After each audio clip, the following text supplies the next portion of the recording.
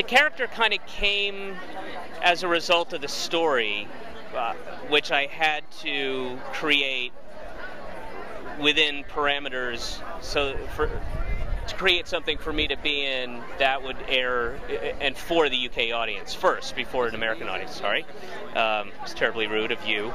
And then so I came up with a story, and then it gets easier. Like, well, what kind of person would end up? You want some sort of feckless guy, and then he was just lying all the time, and then so sort of developed that way.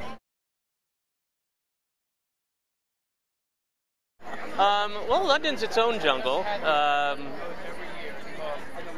mean, I ultimately I prefer it here because it's it's where all my friends are, and I do love New York. But if you had to spend 6 months somewhere else shooting a show, London's a pretty good second place. I mean, better than LA, that's for sure. Oh, that's a good question.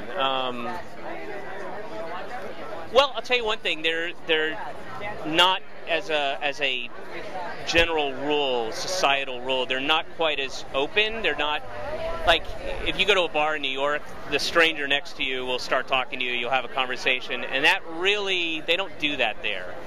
And not that it's a huge faux pas, but you definitely get the vibe of like, well, what, does everybody hate me? Nobody's talking to me? I mean, it's a little off-putting, but that's just the way they are. They're a little more, the maxim about them being reserved is quite true. I mean, it's great. I mean, it was great to have her over there and not have to pay for a plane ticket. Smart move. Yeah. Yeah, no, that's great. Her character, should we get a second series, her character will become more prominent later on. But yeah, of course it was great.